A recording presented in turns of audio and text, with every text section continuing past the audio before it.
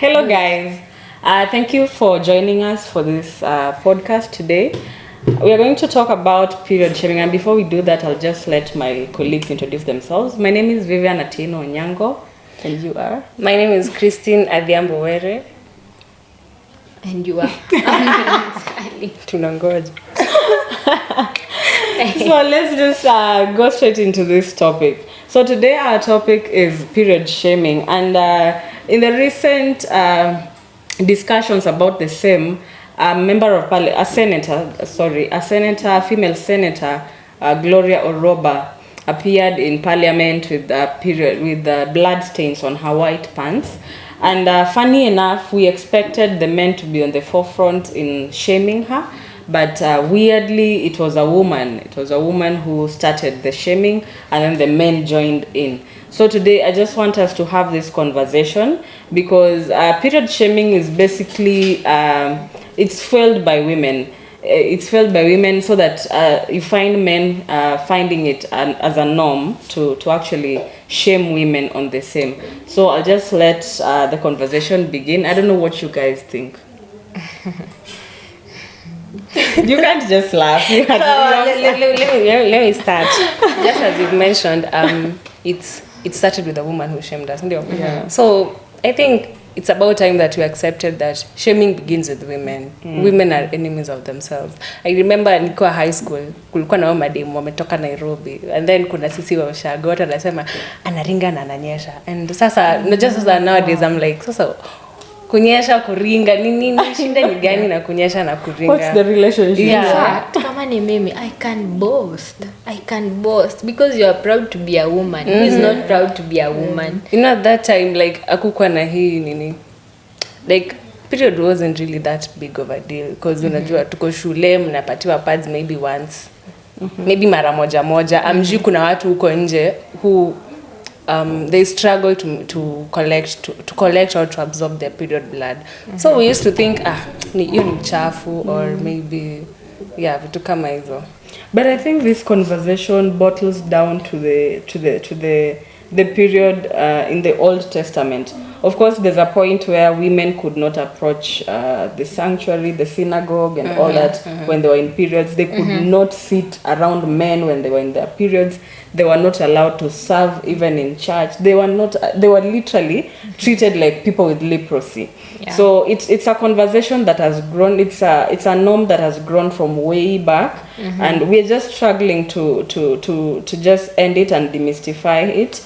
But it's becoming a challenge because we as women are the people supposed to make our friends and our colleagues, our family members, females around us feel comfortable about being in their periods, but we're literally tearing them apart. Let me tell you something. You know, I'm from Malinaka. You know, it's a village, like home. It's a village. So like most of these people wanaongelea tu about the myths and misconceptions. They're like, you're not supposed to go to the farm, you're not supposed to go to the temple, you're not supposed to, you're not supposed to be in a place where men are, something like that. So I think it's something that inaanza huko kwa village, then ipande all the way up. So kama ni ku fight period stigma, then tunafaa tuanzie na huko kwa village. Kwanza watu wengi most people think that watu wa village ni nini, like they feel like how should they say it? Just say it. Like wana feel, unaona watu wanaonekana ni kama wale watu wenye wako unexposed nini. So kama ni kuanzia, hatuwezi sema tunaweza anzia from uko Senate ama nini. Tunafaa tuanzie from the bottom. From the bottom inamaanisha tuanzie from the community. Juu hata sahi nitoke tu hivi na period, nitoke tu hivi na pad, nitembe tu hivi hadi alendo na sijaiweka mali kokote. People will be like, kuna akili nzuri, unatuonyesha nini? Kitu unafaa ku hide, of which it's not something that people are supposed to hide, because it's something normal. We didn't choose to have periods. It's something that it's there and it's here natural to stay with us, and it's natural. Yeah. So I usually tell adolescents that period, I usually define period as, or rather menstruation as the normal natural bleeding. It's normal and it's natural. It's natural. There's nothing we can do about it. So kunyesha isikuwe like kitu yenye aya unanyesha toka hapa endo kaa uko na watu wenzako wananyesha So it's just something normal and natural. It's just like kusneeze. Ukisneeze watu wanakimbia wanaenda wapi. But again, don't you think the way we women handle ourselves during period could be the one causing this kind of stigma? Because, for example, let's say I'm a woman, I'm in my periods, and I'm not taking care of myself hygienically. Maybe there's like a smell coming from me during that time, or there's like a leak somewhere, you know.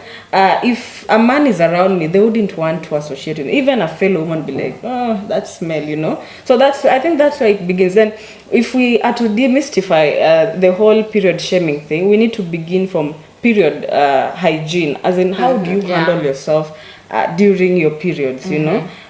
Bathing should not be an option during period, even if you fear water, whether it's cold or what.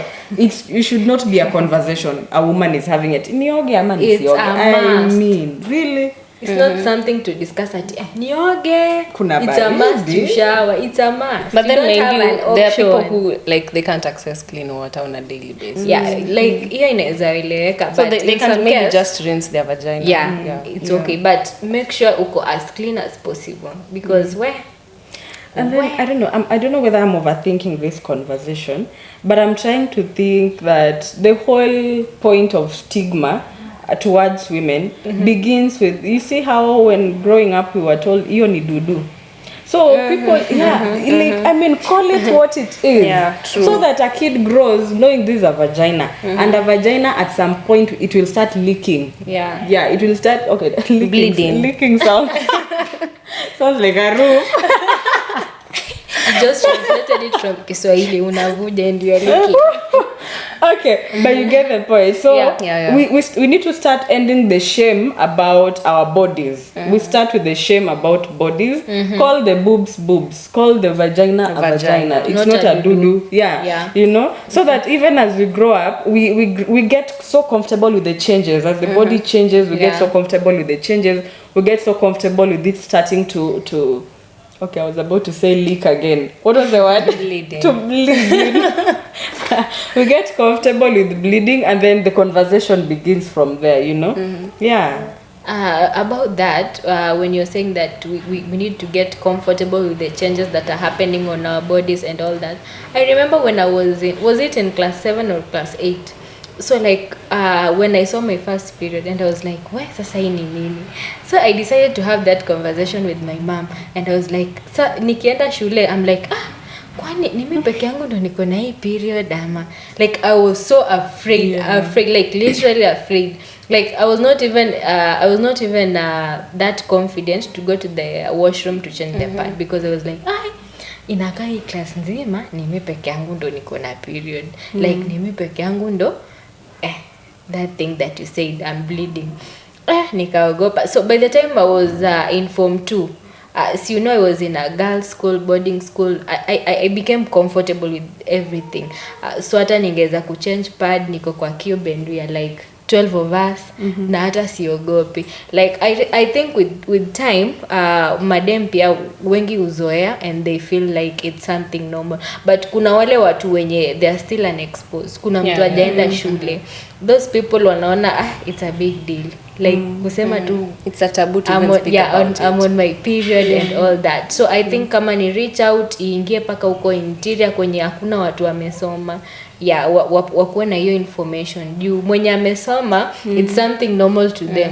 Mtu mwenye ako educated kuongelea about periods ama kuambia watu she's on her periods, it's not a big deal. So about calling things as they are, the other day, was it yesterday, we asked someone, should menstrual products be hidden and kept a secret, especially ukienda kubai kwa duka, unafaa ufungiwe na makaratasi mingi nini? And he said yes. And he said yes, because hizi vitu zinachafua environment, and hizi vitu zinachafua environment, this thing is still new.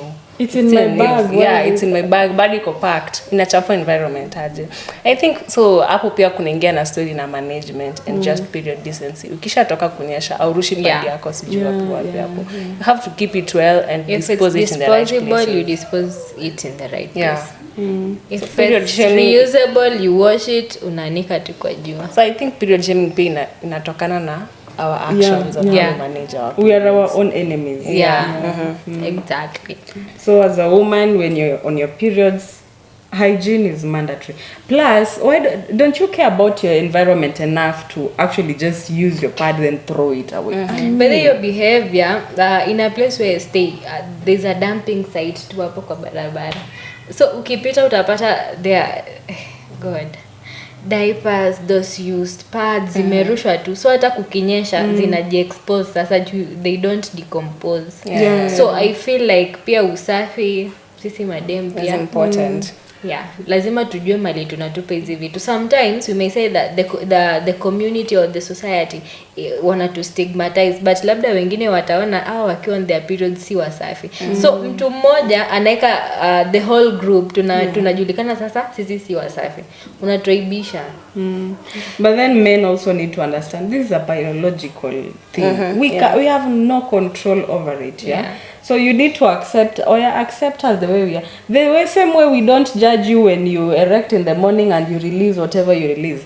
Please. Of course it happens. They have no control. They have no control over every woman. Every man wakes up with a boner in the morning. The same way you wake up with a boner in the morning is the same way every month we experience we bleed. Yeah. Use the right word. We menstruate. Yeah, we menstruate. So there's no shame about the same way we don't shame you for your thing going on. Don't shame us for you're proud of it. We are proud of it because you're women. And then funny fact is that when we are not on our periods and we come report, hey babe, I missed my period. You ran away. I was about to ask that question. You want us to have it yet? You don't want us to have it. If you have a boyfriend and then you're supposed to go and see them maybe over the weekend. You're like, oh, you missed your period. Zitakuja tu. So even before missing your periods, let's say you have a boyfriend and then you're supposed to go and see them on this specific date. Afu mwambie, hi, periods zangu zimekuja, so mimi nikikuja, and then change of plans automatically. And then sasa anangoja, when are you finishing your periods? When are you finishing your period? Mbona ako so eager to finish periods zako? Ni nini hold back? You have to finish your periods to muendelee na kitu mlikuwa mnafanya. So I have this question for you guys. Period sex. Is it normal or is it not normal? As for me, sioni kama have sex on your periods it's a big deal. I think it's okay. It doesn't affect your periods or anything. But personally, I won't, though it doesn't have any effects.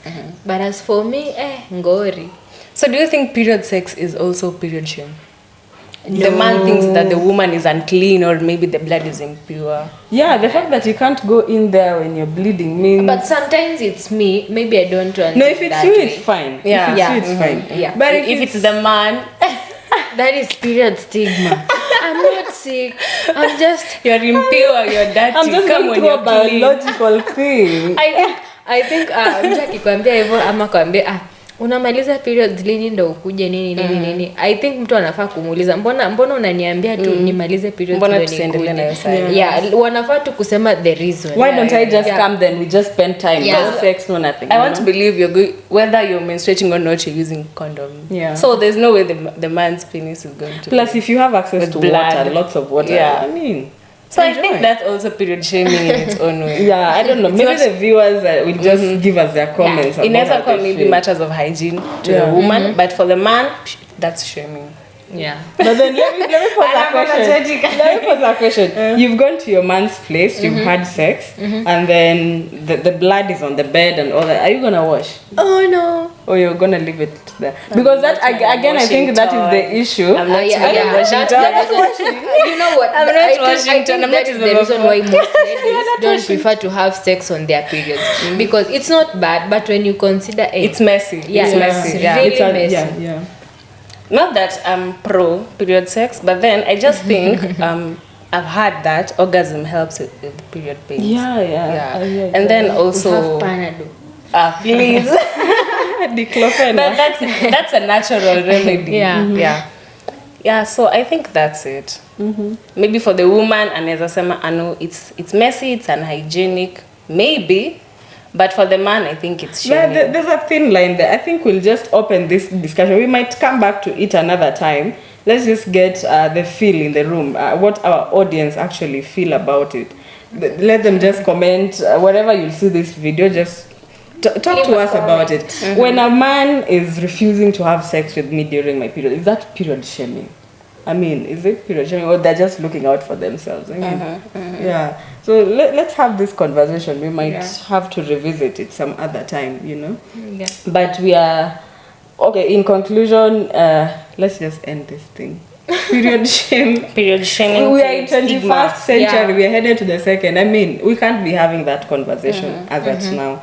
Yeah, it's a biological thing. We don't have control It's over normal. it. Yeah, it's very normal. And women, we are the.